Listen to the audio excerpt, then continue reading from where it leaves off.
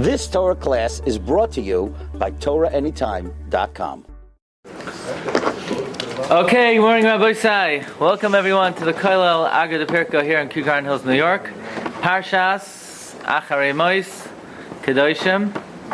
So, in Parshas Kedoshim, the pasuk says, Lo yisekalel cheresh, don't curse a deaf person. You think he can't hear?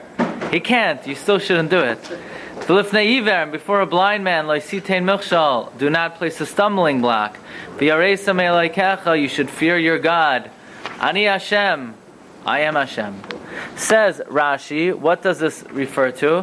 When the Torah says before a blind man, do not put a stumbling block. Says Rashi, before someone who's blind in a certain matter, do not give him an improper advice.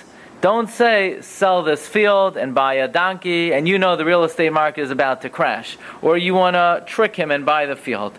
Instead, the Torah says that this is of fear God. Because nobody could know that you're giving the guy bad advice other than the Rebbe Shem. You could always excuse yourself and say, I had bad info, I didn't really know, I really honestly thought it was good advice. So therefore the Torah warns us, you should fear Hashem. Now, very interesting, Rashi is interpreting the pasuk that somebody who is unknowing, you should not deliberately trick them and give them bad advice. Don't cause them to stumble in a certain inyan. But that's not the literal meaning of the words. The literal meaning of the words of Lifnei Ivar Lo Yisitei Milchshal is, you have a blind man, and you're in the middle of eating a banana, and you're just about finished the banana, so you go hide behind the bushes, and as he's passing by, you throw the banana peel, and chas v'shalom, you cause him to trip. I mean, that's the literal meaning of the pasuk. So what would you say, Rabbi Isai, if a person did do that? Are they violating the law of Lifnei Ivar Lo Yisitein Milchshal? In other words, okay, I understand, maybe the pasuk also means figuratively or allegorically. Somebody who's unknowing, don't cause him to stumble in that inyan. But what about the literal meaning of the pasuk? Isn't there a rule that ein mikra yotzei midei pshutai?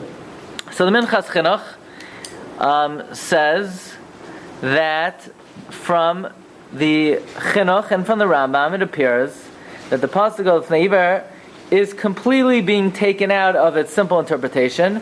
And on the fourth line he says that if you put a milchshal before an iver, if you put a stone before an iver, you are not oiver, like the Chinuch is mashma. And from the fact that the Sefer Chinuch says it's a mitzvah she'ein by maisa. Well, if Lifnei Ivar Lo Yisitei Milchshal included placing a stumbling block before a blind man, why would it be a lav she'ein by maisa? It's a lav she'yesh by maisa. I understand if it's only talking about giving bad advice, so advice, dibur is einoi maisa.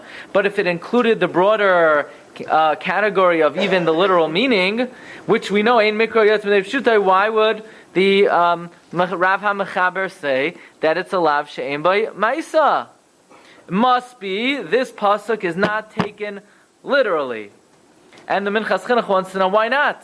There's a Gemara in Yevamos that Kol Torah Kula ein mikra yotzei midei pshuta, except for the pasuk v'haya habachar.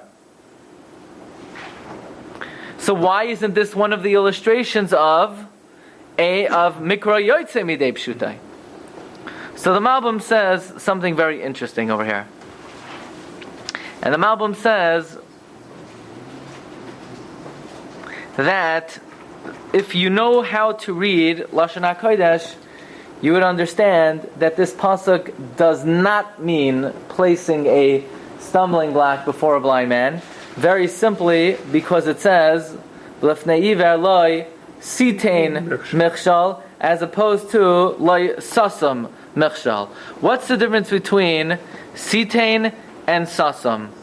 Sitein means to give. Sasa means to place.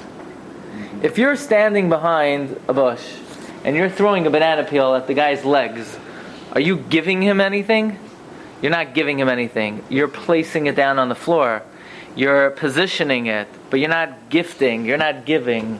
If the Torah says, Lifnei Ivar Lo Yisitein Milchshal, that means it's referring specifically to giving him something. It cannot then be referring to placing a stumbling block. you're not giving him anything, and he certainly does not want to receive it. So the fact that the Torah says sitain implies you're giving him something. It cannot refer to the literal stumbling block. It must then refer to what? It must then refer to advice. The advice is something you're giving to him. The Malbim says, take a look. He says, Umevur etzleinu behevdel shebein lashon sima uvein lashon nesina. Shalashon sima yavai al hahachana. Sima refers to the preparation. Vim yavai lashon nesina me'adam la'adam. When nesina is used from man to man, perish, sheyitein loy, you give him oilafanav biyadiyasa, you place in his mind. V'al sheyachin lafanav tzor milchal, however, to prepare a stumbling block, shaloi biyadiyasa, without his knowledge, mishtamish b'lashain sima. For that you lose a language of sima. Or, for example, v'samla alilois devarim. Or v'al nesivoisai choshech yasim. So therefore, says the Malbim, it is clear then that the Torah refers not to a stumbling block, but to advice. However, Rabbi Glatstein, today's subject will speak about this lav in a different light, and that is, aside from giving somebody bad advice, there's a landmark Gemara that extends the Fnei Iver L'Sitei Michshal to a much broader category. And that is the Gemara in Avodah Zarah, Daf Vav Amud Aleph, going on to Vav Amud Beis. The Gemara says like this in number 5. V'hatanya, we learned in a Brisa. Any Nazirim in the audience today? Okay, nobody's going to admit it. Amar of Nasan, Minayin Shalo Yoshid Adam Kais Shal Yayin Lenazir. How do we know? You cannot pass a cup of wine to a Nazir, or V'yever Menachai L'bnei Noyach, or let's say you have a Gentile. We know one of the Shiva Mitzvahs Bnei Noyach is a Gentile is not allowed to eat Ever Menachai, right? Aleph Beis Gimel Daled. Aleph stands for Ever Menachai. And the Gentile is very hungry, and he sees a chicken, a live chicken, and he says, pass the chicken, I would like to bite off the head of the chicken. So, how do we know, Lifnei Iver, how do I know you're not allowed to pass wine to a Nazir, or you're not allowed to pass a living animal to a guy? Talmud Loimar, V'lifnei Iver lo sitein michshal. Before a blind person, do not place a stumbling block. So this Gemara is a revolutionary Gemara. The Gemara is extending that the pasuk of Lifnei Iver lo sitein michshal not only refers to giving someone bad advice, but facilitating and assisting someone to do an avera. They obviously, if they're not educated or learned enough to be careful in the avera, and you make it easier for them, and you facilitate them to perform the avera, whether a Jew or even a guy, you're over a lav of Lifnei Iver lo sitein michshal. Okay. The Gemara says, what are you talking about?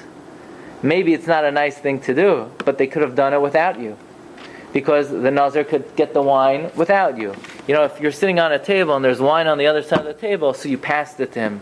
Geroisa Gedol, you passed it to him. He could get up and get the wine himself. Or the guy could take the living being itself. He could take the chicken itself. The Gemara, that if you wouldn't give it to him, Shakli Ihu, he would take it. And you're over Lifnei Iver, he could do it without you. Why are you over Lifnei Iver? He doesn't need you to do it. Answers the Gemara, Hacha b'mai askinan.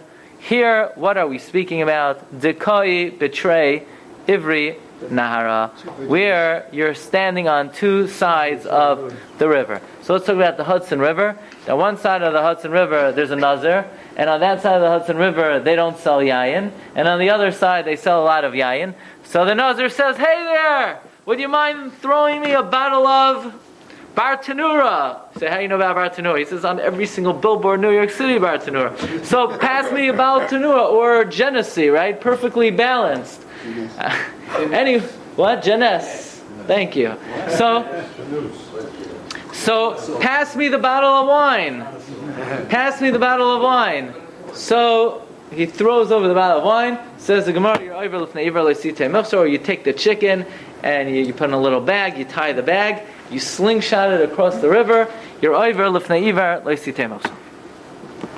But if it would be on the same side of the river, the Gemara implies that you'd be allowed to pass the wine or the animal because he could do it without you. So what we want to speak about today is a very contemporary subject, and that is sometimes for a Shabbos meal, people want to invite friends or relatives who are not observant yet, and to try to present to them and to show them the beauty of Shabbos, the beauty of Judaism, and you want them to join you for a Suda, for Zmiros, to see what Jewish family is like.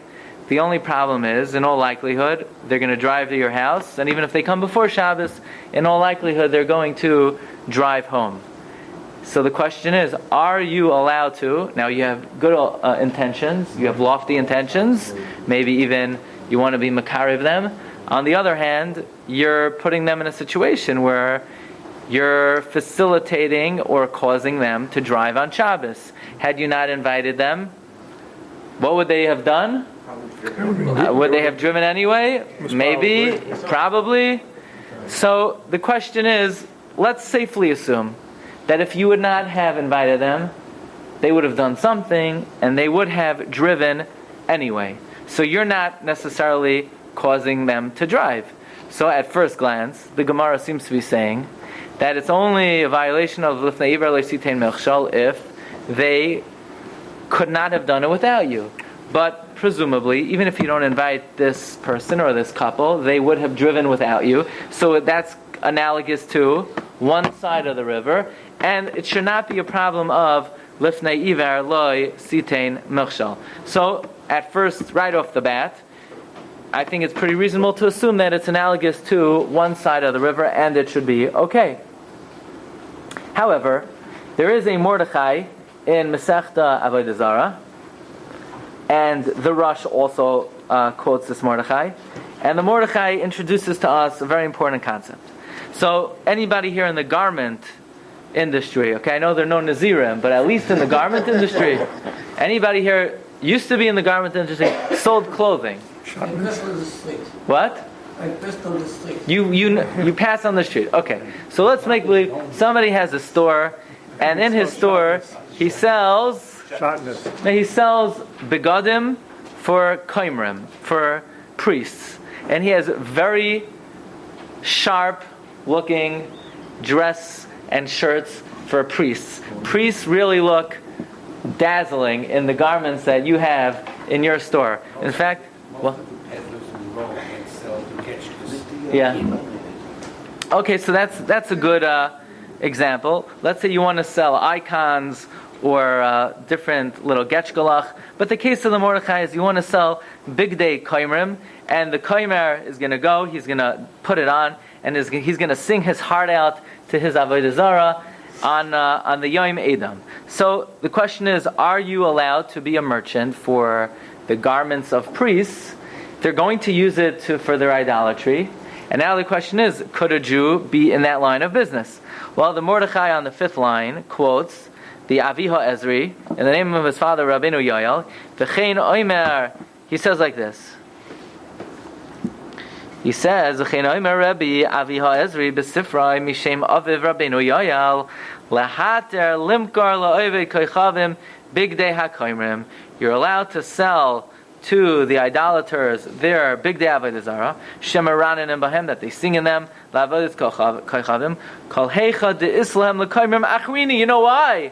Because you're in the garment district, and there are about 3,000 stores that sell the exact same shirts.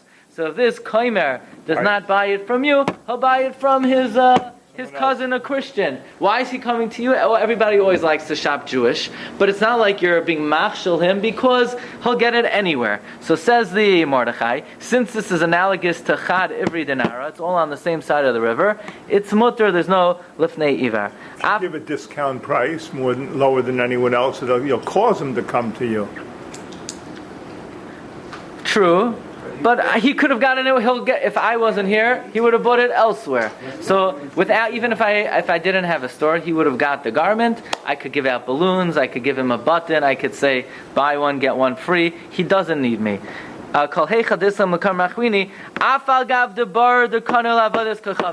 even though you're absolutely certain he's buying it for idolatry, you're allowed to sell him the big day avodah zarah.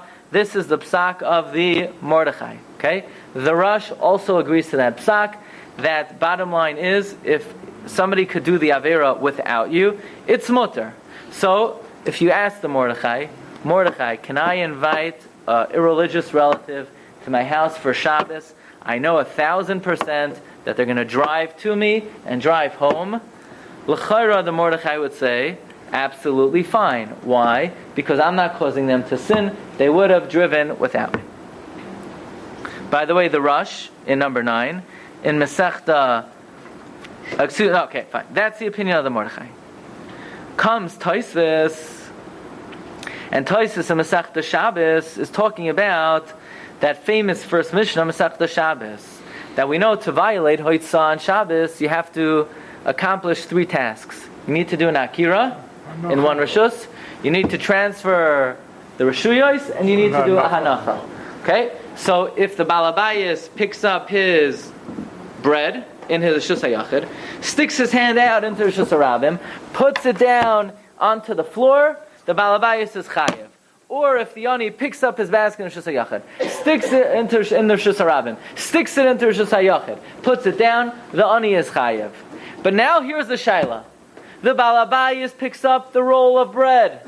He sticks his hand from Rishus HaYachid into Rishus HaRabim. He then places the bread down on the hand of the Ani. The Balabayas is Chayev. Is the Ani Chayev? Presumably not. The Ani did absolutely nothing. He didn't do the Akira, he didn't do the transfer, he didn't do the Hanacha. Says Tosfos, you know what he did do? He violated Lifnei Iver Lo Sitein Michshal. Because without the hand of the Ani, the Balabayas would not have a makom to put the bread down on. So the Ani should be Chayev, which lav? Lifnei Iver Lo Sitein Michshal. Frag Tosfos in Shabbos Daf Gimel Vim Toimer v'haka'avar al Lifnei Iver Lo Sitein Michshal. So Tosfos says, give me a break. The Ani is over Lifnei Iver Lo Sitein Michshal. And if his hand, let's say the Ani Chas V'Shalom didn't have a hand, the Balabais wouldn't have a place to put it down, he'd put it down on the floor. So the Ani is not assisting the Balabais in the Hanacha, because even if he didn't put his hand out, the Balabais would just put it down on the floor. Says Tosfos, very important. Even if it's talking about that he could have taken it, even if his hand wasn't there, you're not over Lifnei Iver. Says Tosfos, even if the Ba'ani's hand was not there, Mikal Makoim Isser D'Rabanan. It's Asr Midrabanan, Miha'ika Shechayiv L'Hafrisha Mei Isser. That even though the Ani is not over Lifnei Iver, because had his hand not been there, the Balabais would have put it down anyway. But at the end of the day, he's assisting in the Avera. Yes, it's an Avera that could have been done without his assistance. But the language of Tosfos is, since you're obligated to stop someone from doing an Isser, the fact that you're not and you're participating, this is called, in the language of the Rishonim, Misayeya Lidei Oivrei Avera. The Rosh, for example, in number 9, in the last line, what's the Isser? Because even a Katan, who's not Mitzuve in Averos, if a Katan picks up something that's treif, Bezdin has to be mafresh him from Isser. Kol Shekain, Bezdin has to be mafresh a Gadol. Why? Because Misayeh Alidei over Avera. So listen carefully to what Tosfos is saying. That the Ani is not over an Isser D'Oraisa of Neiver, but the Ani is over an Isser D'Rabanan of Misayeh Alidei over Avera. That even though the guy could have done it anyway, you still cannot participate. Wait a second. The Mordechai said that if you have a guy who needs a nice Galach outfit, you're allowed to sell him the Galach outfit. Why? Because he could have gotten it anyway. Why didn't the Mordechai say, well, you still shouldn't sell it to him because there's an Isser D'Rabana of Messiah Lidei over Avera? It must be the Mordechai does not subscribe to this concept that when the person could have done the Avera anyway, there's still an Isser D'Rabana of Messiah Lidei over Avera. So what do we have over here? Machlokes Rishonim. Whether in a case where a person would have done an Avera anyway, whether if you participate and assist, is there an Isser D'Rabbanan on Messiah Elidei over Avera? The Mordechai says there's no such thing as Masei Alidei Over Avera, and the Rosh and Tosfos say there is an Isser D'Rabbanan Masei Alidei Over Avera. So if I would ask you right now, in this step in the Shiur, can you call up your cousin and say, do me a favor, come over Friday night, and you know he's going to drive, are you allowed to do it, or are you not allowed to do it? Based on what do they, Mordechai and the Rosh, are saying yes or no? Based on, well, the Rosh's argument is based on the fact that if you would see even a katan doing an avera, you're obligated to stop them. But based on what does he say? I understand. No, how do I know you have to stop a katan? The Gemara says that that katan oichal nevelos bezdin metzuven lahafrishai, which is understood to mean bezdin as representative of the people, and we're going to see this emanates from the concept of arvos. That since every Jew is responsible for the other, at least midrabanan, you have responsibility not to participate in someone else's sin. And the Mordechai apparently does not subscribe to that. Why would he not subscribe to that? Let's wait on that, okay? Maybe we'll have a good explanation as we move on. But just getting the facts, there seems to be a machlokes rishonim whether there's a concept of Isser D'Rabbanan Masei Alidei Over Avera. So at this step in the Shiur, could you invite a irreligious relative to come to your house on Shabbos? If you know they're going to drive, what would you say? It's a machlokes between the Mordechai and Tosfos and the Rosh. The Mordechai, who does not hold of Masei Alidei Over Avera, would say there should be no problem. Tosfos though says that even though you're not even though the person could have done the avera and would have done the avera without you, but you're not a participant and assist, l'chayra would be an Isser D'Rabbanan. Is there a factor that you all family places sleep? Again, right now we're talking about where you know they're going to drive. Let's say you know they're going to drive. Isn't it totally? But they could have said just anyone. Why did they pick on the best? Why Bezdin? Okay, maybe that's the point of contention. Meaning Bezdin has responsibilities to act on behalf of the tzibur. But we don't. We don't, but we do have an obligation of arvos, right? Apparently, the Rosh is what? That's only if they'll listen. If who will listen? You're sure that they will not listen. Okay, so right now we're talking about where you know they're going to drive. They have no interest in staying. You say, they say, how am I going to get home? No problem. Stay here. I have a couch and Mindrinin, the whole family. It's a pull-out couch with Cheerios underneath it and with springs sticking up into your back. I'm sure you'll have an enjoyable time. By the way, the light is on the whole night and the kids wake up 3 o'clock in the morning, but it's very comfortable. So they're not going to take you up on the offer. Now, if it's a 50-50, that might be different. For now, let's assume that they're going to drive. Okay. So how do we paskin? Again, this shiur is not to rely on halach l'maisa. I'm just presenting the fundamentals of the halach, and then you could ask your people. Okay. So look in the Ramah. Look in number 10 in the Ramah. No, who do we paskin like? Do we paskin like the Mordechai? The Mordechai doesn't subscribe to Messiah, and the Tosfos does subscribe to Messiah. Look in the Ramah. The Ramah is in Yeridea, Siman Kufnan Aleph Sef Aleph. Yesh Oimrim Ha Da Asur Limkar Lahem Dvarim Hashayachim La'avaydasa.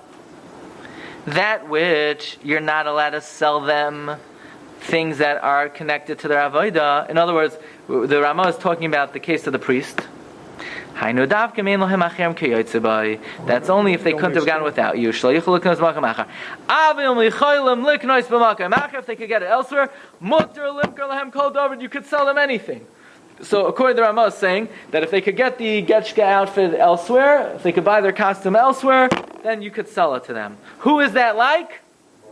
The Mordechai. Exactly, word for word, the Mordechai. That the Ramah is paskening that if they could get their outfit elsewhere, you're allowed to sell it to them. No Messiah. V'yesh machmirin. There are those who are machmir. V'nohagu. V'yesh machmirin. There are those who are machmir. Who's the yesh machmirin? Tosfos. V'nohagu l'hakel kisar rishayna. The minhag is to be makel like the first far. V'chol b'alei nefesh, and every sensitive soul, yach chomer la'atzmai. He should be machmir on himself. Very important. You have to know how to read a Ramah. The Ramah says, Yesh Oimrim, that it's asur only if they couldn't have gotten it elsewhere. If they could get it elsewhere, mutter. V'yesh machmirin.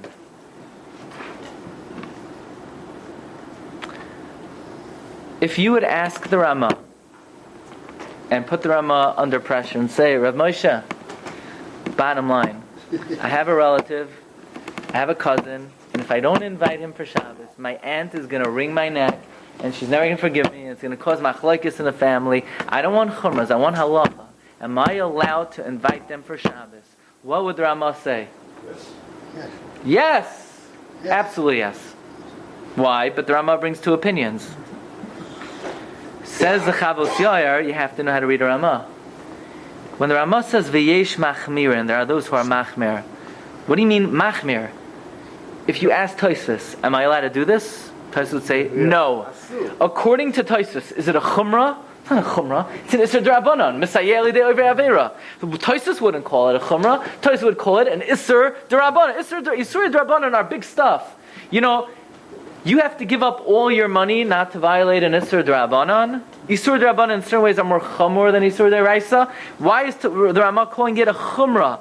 Must be the Rama holds that it's not me'ikar hadin, it's only an extra strict practice. Now there are times for extra strict practices, but you also have to know that there are times that the letter of the law is what needs to be adhered to. So if you ask the Rama, what is the ikar hadin? The Rama would say, we paskin like who? Mordechai. That we are not concerned about Misayel Idei Over Avera. The Mordechai doesn't subscribe to it. Tosfos says we do. The Rama says, look, Tosfos is a big gun, and will be machmir like it, and if you're a Baal Nefesh, but it's not Me'ikar Hadin. Are we stopping here?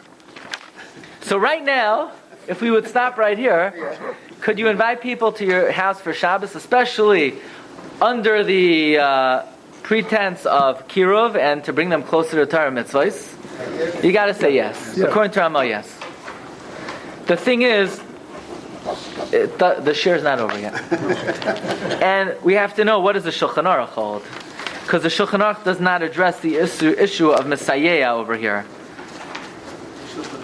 The Shulchan Aruch. No, I mean the Mechaber. The Mechaber. So the Mechaber, and in your editions of the sheet, I don't know if I have the whole language of the Mechaber. Number 12, right. Number 12, this happens to be one of my favorite sugyas, and this is not the first time we're doing this, but it's a very nuanced sugya, and it's good to keep fresh in this inyan.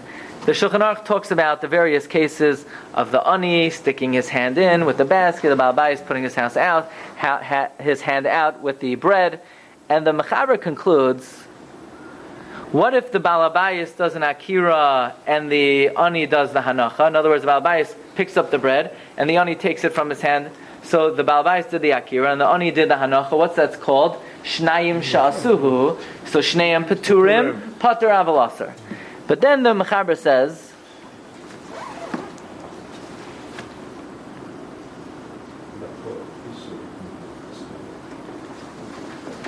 that in the case where one guy does everything, in other words, the Baal Bayis picks it up, and then he puts it out, and he puts into the hand of the ani, or vice versa, whoever did everything is chayiv, and the other guy is pater, but it's aser.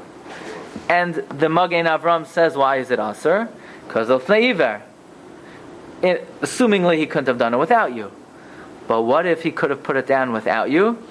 Umikal makom, says the Magen Avram, Isura d'Rabbanan ika.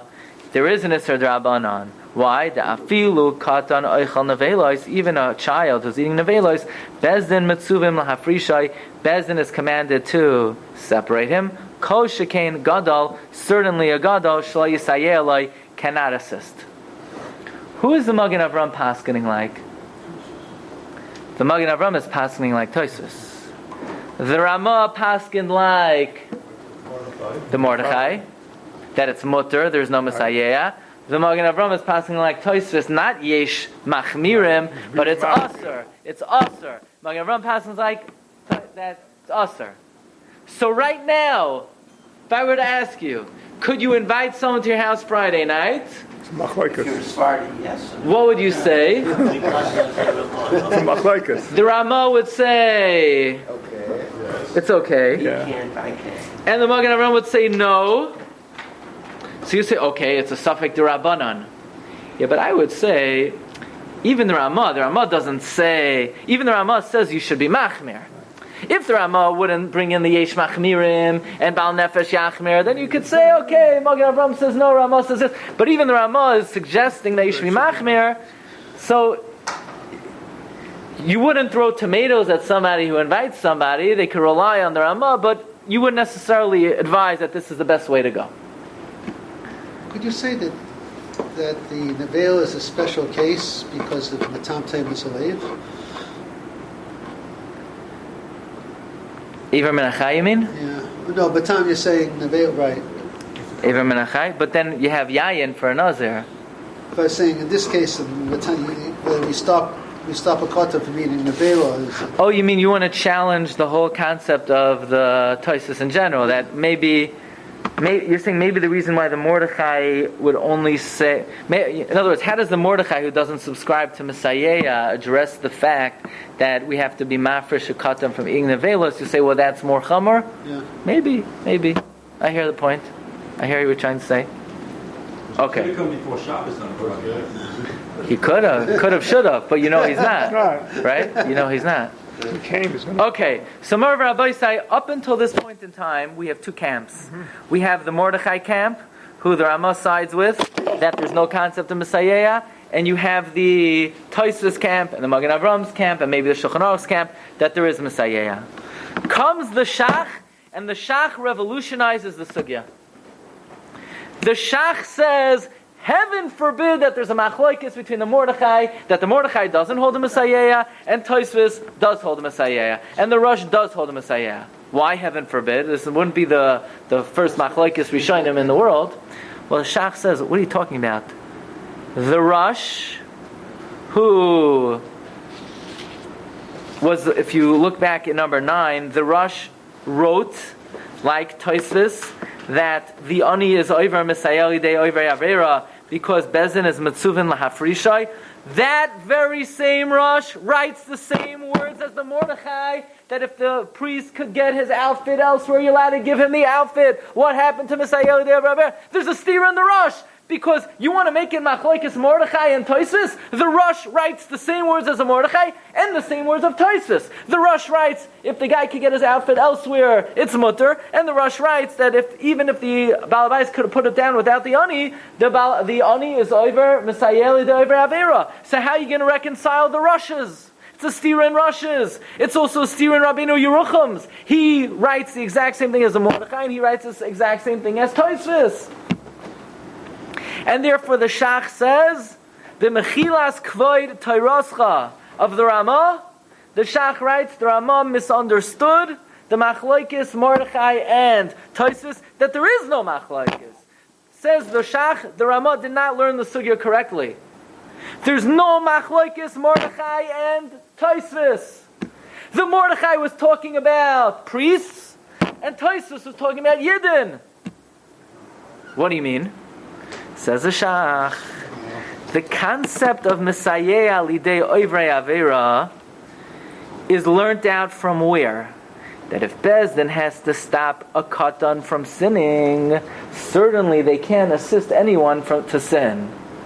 Well, says the Shach, what's the reason Bezdin has to stop a katan from sinning? Because he's a shoygeg. But a guy, he ain't no shoygeg. He's amazed. He wants to sin intentionally. And therefore, a guy, there's no Messiah. A Yid, there is Messiah. So, let's explain. So, the Mordechai says that if the guy could have gotten his outfit elsewhere, you're allowed to sell it to him. But what do you mean you're assisting him? Yeah, but since he's doing the Avera and he wants to do the Avera, he's not like a Katan who's unknowingly sinning. He's knowingly sinning, and therefore you're allowed to be Messiah lidei over Avera on a guy. You're not to be Lifnei Iver. If he couldn't have gotten without you, you're not allowed to give it to him. But if he could have gotten without you, there's no Messiah lidei over Avera to a guy. But to... An extension, if he's the only If the guy can't get it elsewhere. If the guy can't get You can't if tell. the guy can't get it elsewhere, there's a lav in the Torah lifnei iver le'sitein michshal. But if he could have gotten it elsewhere, and the only reason you're not allowed to give it to him is because you're not allowed to assist him, that concept of assisting and not assisting somebody to do an avera because we have responsibility to protect people from sinning is we only have responsibility to protect people from sinning unknowingly like a katan. But someone who's a flagrant violator like a Gentile, there's no concept of an issa d'rabbanan mesayel de over avera. Mashein came by the ani and the balabayis, where the ani, yes, without him the balabayis would have put it down, but he's assisting. And we tell the ani, hey, you can't assist this Jew to do an avera. He's a nice from a yid. He's a good person. He doesn't want to sin. You should not be involved in assisting him to sin. So listen carefully. According to the Rama, the Mordechai always dismisses Messiah, and Tosfos always holds a Messiah, and they argue. According to the Shach, there's no machlokes. What's the Shach doing? He's making peace among the Jewish people. He's saying the Mordechai who doesn't subscribe to Messiah, why doesn't he even subscribe to it? Because the whole source of Messiah is a kavachomer from Katan Oichel Nevelos. Well, that cannot be extended to Goyim. But Tosfos, who does apply Messiah, is only by Yidden. By the way, one second. This is my favorite part of the Shiur. The Ksav Sofer and the Tshuva is observing, what's the Shach doing over here? He's making it. The Rama learned that Tosfos and Mordechai argue. But the Shach is saying they don't argue, talking about different cases. So he's making peace. Look in the Ksav Sofer number 15. V'hinei hashach mizera Aaron ka'asi. The Shach is a descendant of Aaron. Ovid uvdad Aaron, he's following the practice of the priest. Lasso shalom ben Rishonim, to make peace among the Rishonim. Deloy pligu, the Tosfos, Rosh, V'agois Mordechai, Parakdam Zaran, Havazar. That's Dafka Sayeli Yisrael, Oisrim, the mitzvah hafrishai. But on Nachri, there's no mitzvah hafrishai. Okay, so at this step, one second. So at this step in the Shiur, according to the at this step in the Shiur, could you invite an irreligious Jew to come to your house Friday night? No. The Rama would say, maybe yeah, right? But according to the Shach, no. Why? Because everybody holds of Messiah. Even the Mordechai would hold of Messiah. Because why? Because by a Yid. And now, so it would be machlokes, the Rama and the Shach. Now, what would you think if you had a machlokes, the Rama and the Shach? I might have thought, the Rama, he's printed in the Shulchan Aruch. Rav Moshe says, no. On this issue, we pass him like the Shach. Rav Moshe in the Tshuva looks at number 17. Leka Isser Hasiyol HaShach Shekein Roy Lipsok Be'etzem. According to the Shach, we paskin like the Shach. So we paskin like the Shach. Could you call up your irreligious relative or friend and invite them if they're going to drive? No, we paskin like the Shach. You're not to invite a woman. A guy is different. A guy avada. Why not? Doing any avera. On Yom Tif you're not allowed to, right? Because you're not allowed to cook you're not allowed to invite a Gentile for a Yom Tif Suda, because we're afraid you might cook extra for them. Lachem v'lei lanachem. But it's not prejudice because you can invite them for Shabbos. What about chasnas? What? Chasnas, that you shouldn't associate with them. I'm not recommending this. If you're a Rebbe in Yeshiva, I would not be advising. I'm just saying, according to the letter of the law. But intermarriage will come from there. Again, this is not a recommended practice, but there's no isser to invite. I'm confused. You said the Shach says there is Messiah. Exactly. Yeah. Exactly. And therefore, according to the Shach, Taka, You cannot. you're. It should be Bagoim Leka. Oh, that's really what it is. Okay, one second. Okay. But now we skipped over one detail, a very important detail. And that is, so according to the Shach, by Goyim there's no Messiah, and by Yidden there is. What about a Yisrael Mumar? So you would think, we're responsible, the same way we're responsible to make sure Jews are not violating Yisurim. A Jew is a Jew is a Jew, right? Afal pis shechata Yisraelu. So you'd be responsible to make sure Yisrael Mumar doesn't sin. Says the Shach, no. Ma she'ein kein ba'oved koichavim v'Yisrael Mumar she'enoi chayiv lahafrishai. not only are you not responsible that a goy doesn't sin, you're not responsible that a Yisrael Mumar doesn't sin. Now, why would that be? Someone who's a Yisrael Mumar, you may not want to be meshadich with them, but they're still a Jew. Why? In other words, where would you place Yisrael Mumar? Would you place him among the Gentiles that you're allowed to assist them, or you place him among the Jews that you're not allowed to? You would assume you would place him among the Jews. But the Shach, who is the innovator of this differentiation between Jew and Goy, he places the Yisrael Mumar with the Goy. What is he considered a Mumar? That would be different. Exactly, because he's made. So comes the Noid of Yehuda, and the Noid of Yehuda explains why does the Shach place Yisrael Mumar with Goyim? He says like this, let's understand this svara. I understand I'm allowed to assist the Goy to sin, because he's not my responsibility. I know Lifnei Iver I can't do, but to be involved is not a problem. With a Jew, I have responsibilities to him. But says the Dagom Mervava, let's explain this. He says, Havadai she Yisrael Mumar afal pi shechat Yisrael hu. Vim kein ma beinoi l'shar Yisrael le'inyan la'afrish me'aver. Why should there be a difference between him and any other Jew? And I'll add, this irreligious Jew that you want to invite, is he really Yisrael Mumar? I don't think so. Probably not. He's a Tinok Shenishba. He's a Tinok Shenishba. Aber Lamaisa, is he a Shoigeg or is he a Mezid? He's a Mezid. He knows there's a Shabbos. He may not be able to help himself, and he's excused, and we're not going to hold it against him, and so on and so forth. But is he a Shoigeg living in New York or living in America? You have an internet today. Every avenue of knowledge is known. I know a guy who lived out of New York City. I don't think he ever met a Jew in his life.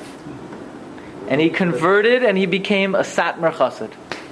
Now, again, he didn't, it's not like he saw anything. How? The internet. That's why it's so dangerous. But now it is okay. Anyway, but So that's why it's so dangerous. what's up, chat? The answer is all information is available today. So we can say somebody doesn't know about Shabbos. Okay, he's a Tinuk Shenishba. He's not a Yisrael Mumar. He's not rebelling, but he's not clueless. He's not clueless. So says the Dagom Mervava, the Nakuda of the Shach is that not that we're not responsible to stop a Yisrael Mumar. Why would it's not a Yisrael Mumar as opposed to a regular Jew. It's Mezid as opposed to a regular Jew. It's Mezid as opposed. Meaning what? That what's the reason we have to stop a Katan from doing an Avera? Because he's a Shoigeg. But anyone who's a Mezid, you don't have to stop them from doing the Avera. It's not our responsibility. We're responsible to make sure people who forget or never knew, we take responsibility that they don't sin. But someone who's doing it on purpose, we have no responsibility to them. There's no Messiah on Mezid. So according to that, a Jew today doesn't know you're not do Malach on Shabbos, maybe he has Morehead Teirim, or maybe he does. But whatever it is, l'chayra, they're Mezid. And if they're Mezid, it would come out that where do we group a Yisrael Mezid? Do we group them among Jews that there is Messiah? Or do we group them among Goyim that there's no Messiah? According to the Shach, according to the way the Noid of Yehuda understands the Shach, anyone who's Mezid, they're like a Koimer, there's no Messiah. Got it? So now it comes out the Shach is more lenient than the Ramah. The Ramah says we paskin like the Mordechai that there's no Messiah, v'yesh lahachmir. But according to the Shach, everyone agrees that when someone is a Mezid, there's no Messiah. So at this step in the Shiur, are you allowed to invite your relative to come to your house Friday night? You know they're going to drive. Yes. Absolutely. Yes. Absolutely. Yes. Absolutely. Yes. Yes. Can you give food if you know they're not going to make a bracha? That's another shayla. I'm not sure I'm going to discuss that. There's a famous Ramah that you're not allowed to serve someone food if you know that they're not going to make a bracha or they're not going to wash their hands, unless for a mitzvah tzedakah. I'm not sure I'm going to talk about that today. So right now we have one major heter to be able to invite someone to your house Friday night, and that is not like the Ramah. The Ramah, yeah, Me'ikar Hadin you're allowed to, but according to the Shach, everyone agrees that when somebody is amazed, there is no Isra Messiah, and this person, L'chayra, you see, it's very interesting. Think carefully. The more liberal we are in our attitude toward this Jew, the more chamor it's going to be. Yes. The more we write them off, and we say, oh, they should have known better, the more you can invite them to your house. Yeah. If you say, oh, they're Tinok Shanishva, they don't know any better, and they're Mamas Shoygeg, then you can't invite them. Right. If you say, no, they know it's New York City, they see Jews walking, they know what Shabbos is, then you could invite them. The worse they are, the more Kiruv you could do to them. It's interesting dynamic. Right? What? We'll see. We'll see. Okay, so that's the first heter. The second heter. Second heter is there's a tshuva negros Moshe Yeradeh Chelak Aleph Siman Ayin Beis. And the shaila was whether you own a catering hall and people are going to rent out the catering hall and they're going to have mixed dancing. And mixed dancing, not just with the person's spouse, but with other people, which is Isser Dairaisa. It could be Begeder Abozrai de Arayos, because it's Derech Chiba. So, by you renting out the catering hall to this couple, you're assisting them to do this Avera, to have the mixed dancing. The shaila is, are you allowed to rent out the catering hall? So Rav Moshe starts off by saying that according to the Shach, there's no Isser Messiah de Avera when they're doing the Avera b'mezid. And therefore, according to the Shach, there's no Isser Messiah. The problem is, according to the Magen Avraham, there is a Messiah. But says Rav Moshe, a very good Shava, a beautiful Sarah. But he goes along with the Shach. But the Rav Moshe says he paskins like the Shach, yeah. And even like the Magen Avraham, Rav Moshe says a beautiful svara. I'm in number 18, the paragraph that begins Al Kopanim. Yeah. He says a beautiful svara. And what's going to happen if you don't let them rent out the catering hall? Go somewhere What's going to happen? They're going to go to the catering hall on Main Street on the corner where they serve tray food. So what are you telling me? You're causing them to stumble by renting them the catering hall? At least they're going to have kosher food. At least the Masada Kedushin maybe will be an Orthodox rabbi. If you don't allow them to have the Kedushin in your hall, they'll go elsewhere and they'll perform much worse Isurim. Well, says Rav Moshe, think about the concept of Lifnei Iver L'Sita Milsho. Don't you need to weigh the alternative? If the alternative is a worse Avera, then I'm not being machshel them. In a way, I'm helping them by renting out the hall. For example, this is analogous to the famous tshuva of Rav Shlomo Zalman Auerbach, look at number 22, and Shas Tshuvas Minchas Shloimei. The shaila is, let's say someone comes into your house. They're not Shomer Torah Mitzvahs. And look, even if you ask them in a nice way, you sit them down, you give them a meal, you say, oh, by the way, before you eat, here, take my yarmulke and put it on, and do me a personal favor, say Baruch. So the guy's going to, Baruch. He's going to be insulted even if you ask him in a very respectable way to make a bracha. He's not going to like you. He's going to have a bad taste for Orthodox Jews. Even if you do it in a very gentle and very, very respectful way, it's just going to create animosity. And if you don't say anything to him, he's not going to make a bracha. He's not going to wash his hands.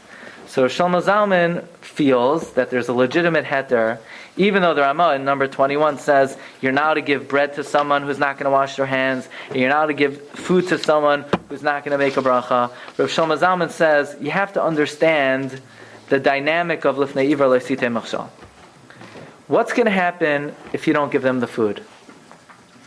They're going to like Orthodox Jews. They're going to hate people who observe Torah mitzvos. They're going to hate people who observe halacha. They're going to hate the Torah of Elohim Deha, which is a much worse isser than not making a bracha, not washing the Tzilas Yadayim. So says Rav Shlomo Zalman, you're allowed to give them the food. You're telling me I'm causing them to stumble by giving them the food? Absolutely not. By not giving them the food, you're causing them to stumble. You have to have a more global view of the situation.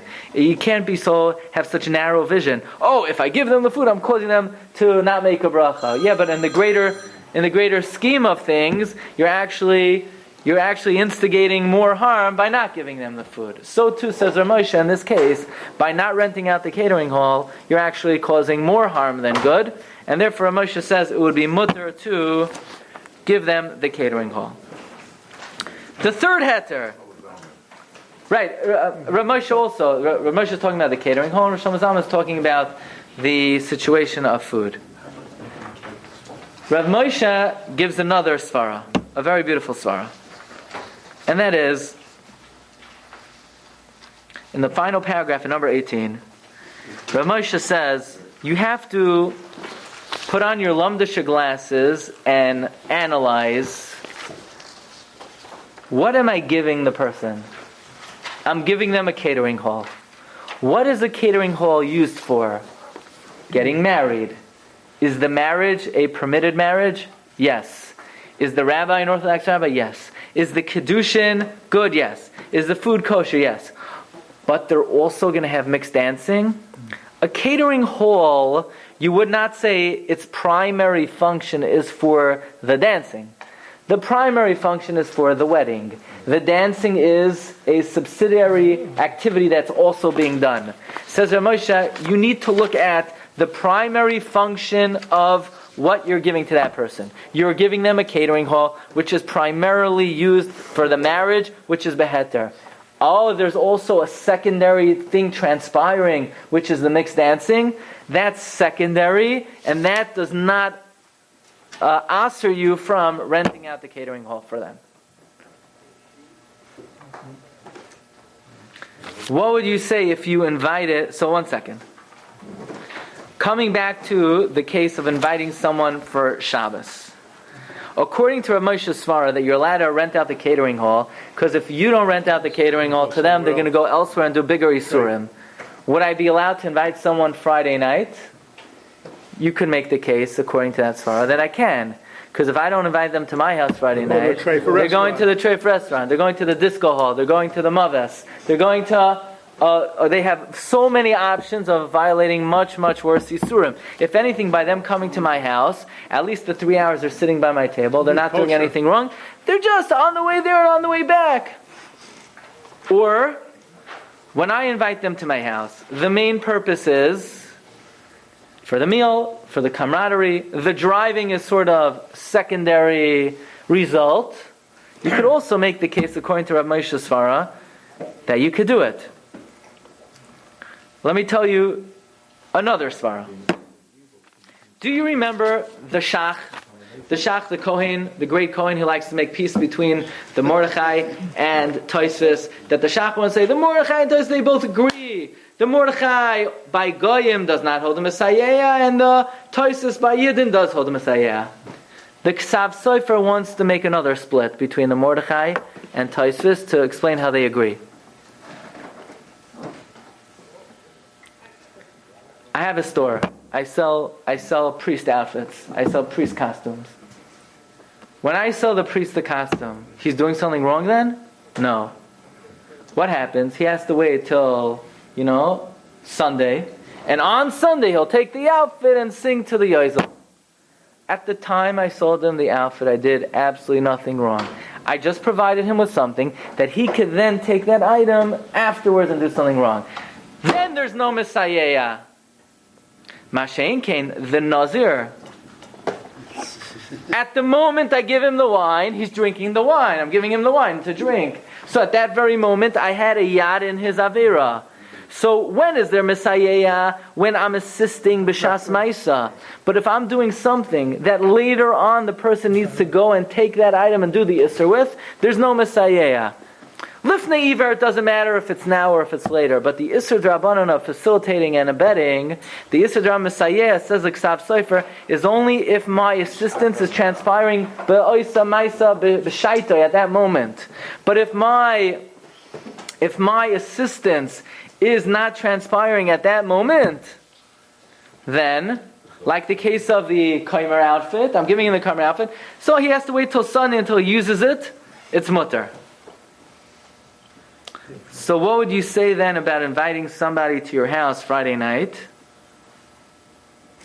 It's good, you're allowed to. He's going to drive afterwards. At No, the moment, that's second- when I'm inviting him, what am I doing? I'm inviting him. It's not immediate. Am I immediately facilitating? Well, it depends, maybe. At the time of my invitation, I'm not doing anything. You're telling them to come before Shabbos.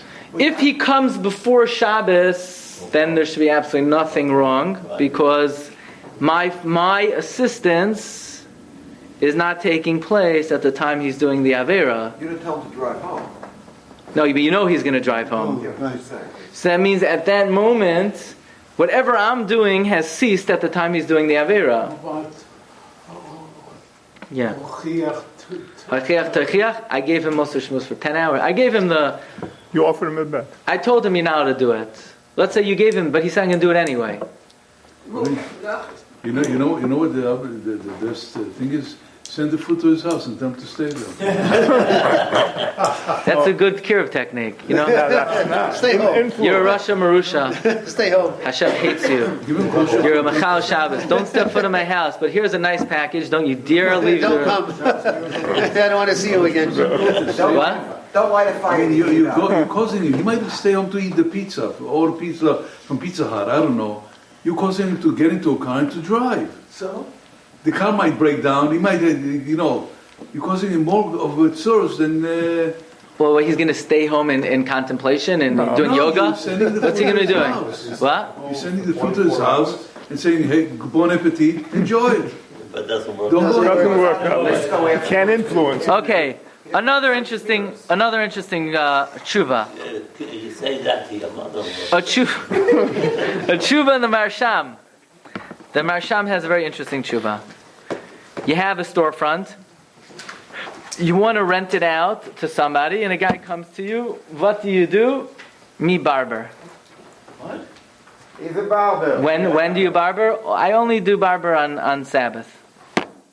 Are you allowed to rent out somebody's storefront for him to cut hair? You know he's only going to do barber on Shabbos.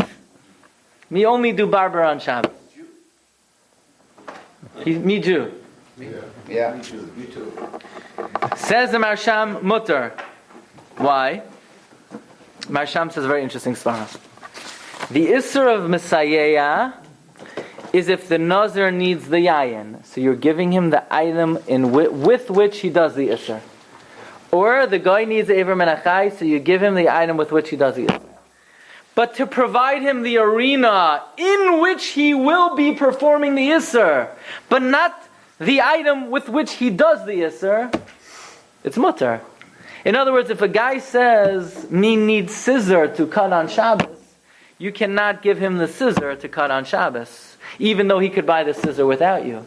But if he just needs the space in which to perform the Isser, it's mutter. The Marsham would then hold that you could rent out the catering hall to somebody for an intermarriage if you need to. I'm not recommending it, but because you're not giving him the officiator, you're giving him the room in which to do it. What would the Marsham say about inviting your irreligious family member to your house Friday night? Mutter. You're not giving him the car. If you say, by the way, you need to get to my house, I have a really nice car, why don't you come pick it up? Then you're not allowed to do that. You're just providing him the house in which to come to. You're not providing him the Isser, the item of the Isser to do. And therefore, this is our fifth heter. Why it might be mutter. Number one, the shach, that by someone who does not vera b'mezid, there's no messiah. Number two, the igros Moshe and Rosh Hashanah, that you're saving him from a bigger isser. Number three, the purpose of coming to your house is not to do the isser, that's just a side thing. The ksav soifer, you're not being messiah him at the time he does the avera. The marsham, you're not giving him the item with which he does the isser. And finally, number six, there's a tshuva in Rav Sternbuch, where he writes explicitly. By the way, you can't leave now, because you have to hear the conclusion.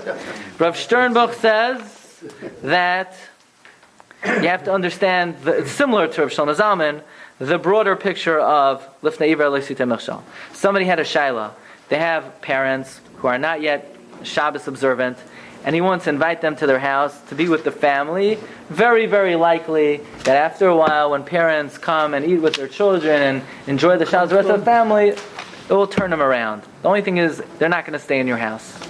And Rav Sternbach writes that the purpose of Lifnei Iver Leisita Michsho is you can't cause somebody to go down. But if you're causing them to go down, to rise up higher, a doctor who cuts off a limb to save the body, is he hurting the person? He's not hurting the person. He's saving the person. Someone who facilitates someone to do an avera, to bring them closer to Torah mitzvahs, that's not lifnei iver. You're not causing them to stumble. You're causing them to rise, and therefore it's mutter.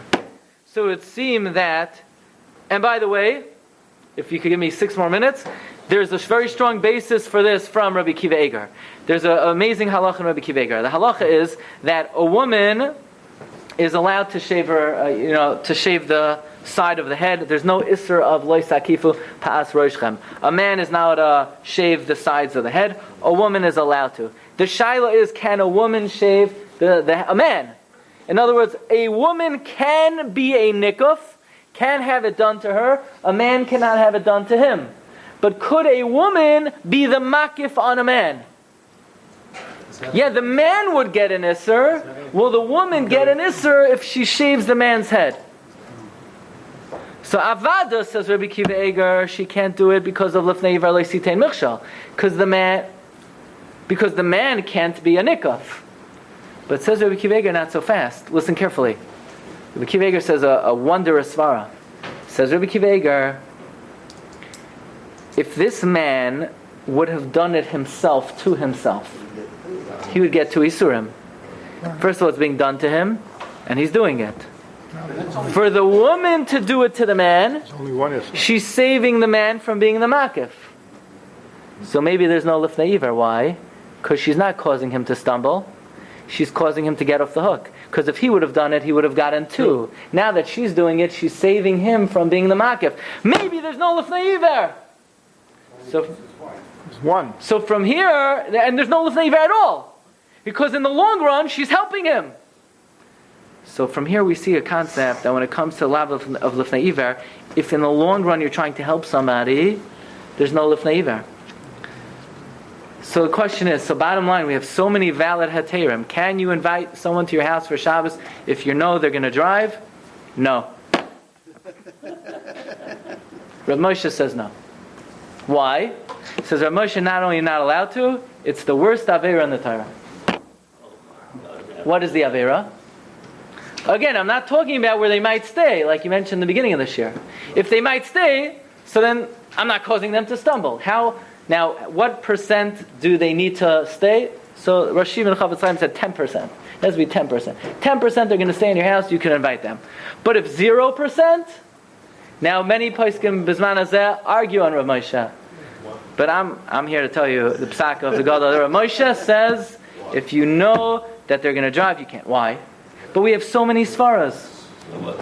So he says a very interesting idea. And that is, what's the worst avera in the Torah? The worst avera in the Torah is to be a mesis, to seduce someone to sin. If someone's going to come on their own to your house and drive, you don't have to say anything. But now, think about what you're doing. You're being like the Nachash. Hey there. Would you like to come to my house on Shabbos and get closer to God? And really what you're doing is you're being machshel them in an Isser Skila of driving to your house on Shabbos. In the guise of Kiruv Rechokim, you're persuading them to drive to your house on Shabbos. And we know Mesis is the most Chomer Aver in the Torah. How do we know it's the most Chomer? Because when Adam ate from the Eitz Hadas, God said, why do you do it? When Chav ate from the Eitz Hadas, Hashem said, why do you do it? And when the Nachash, Hashem didn't say to the Nachash, why do you do it? Hashem just punished the Nachash. Why? Ein tayanin lenachash. Says Rav Moshe, even though you can make the case that the concept of mesis is only on Avodah Zarah, says Rav Moshe, no. The chaymer of the Isser Skila is only on Avodah Zarah, but the Isser mesis applies for all Isurim.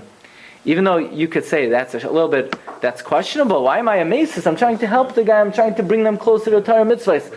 Says Rav Moshe, but if you're convincing them to come to your house on Shabbos, and you're using the guise of I'm bringing you closer to Hashem, and you're causing them to violate an Isser Skila, Rav Moshe feels that this is in the category of Isser Mesis. And Rav Moshe and the Talmidei Rav Moshe are very machmer on this. Many Talmidei Rav Moshe say, really what Rav Moshe was getting at, it's a Chil Hashem. That if people see that Jews are driving to shul based on the recommendation of the rabbi, so word gets out that we endorse such type of behavior.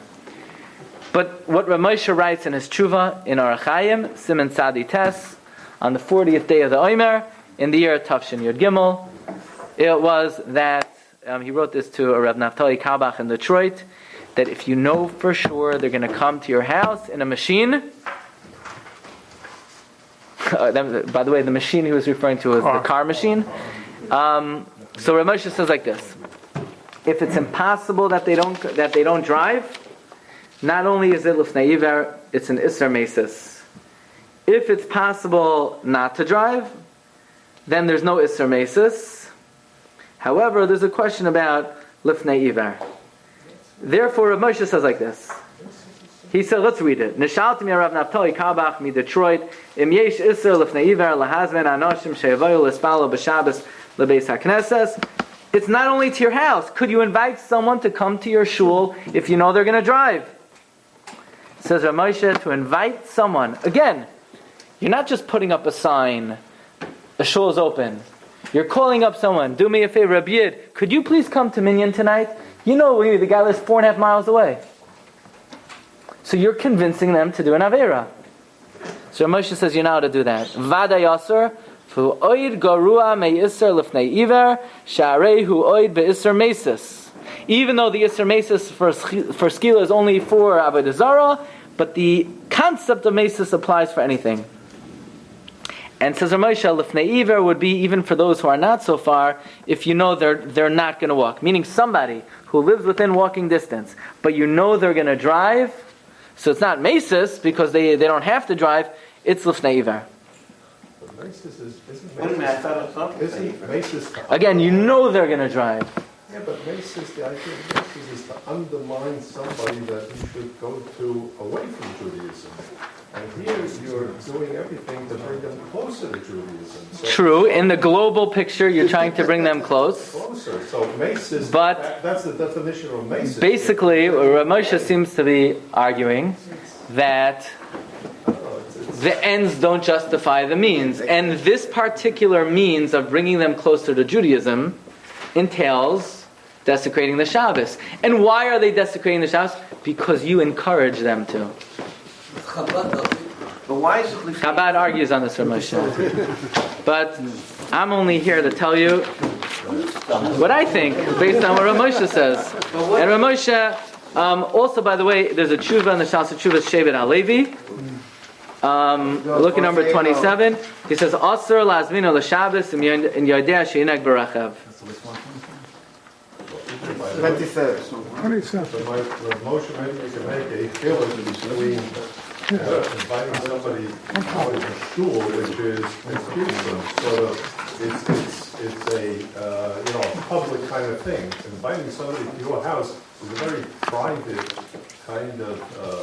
If the logic of Rav Moshe is it's a Chil Hashem, maybe the logic he seems to write that you're encouraging him to sin would apply. So here's the bottom line. Bottom line is there are big poskim today that, again, we gave 6 l'choira heterim. L'maisa, Rav Moshe was the Gadol Hadar in the United States of America, and I know in my yeshiva they follow his psak. If you follow other rabbanim, kol hakavod. I'm just here to tell you what I consider normative halacha, and before you take the matter into your own hands, just be aware of the issues that we presented today. Rabbi Sai, thank you everyone for listening. Have a great day. Don't invite anybody to Shabbos. Mesik. Yeah. At least. So argue with your mother. What are you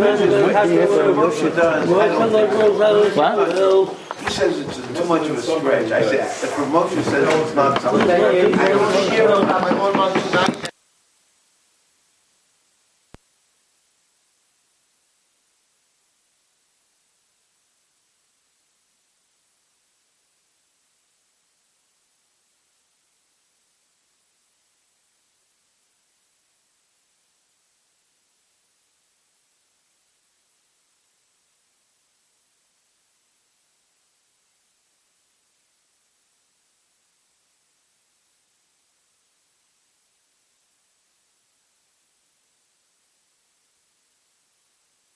You've just experienced another Torah class brought to you by TorahAnytime.com.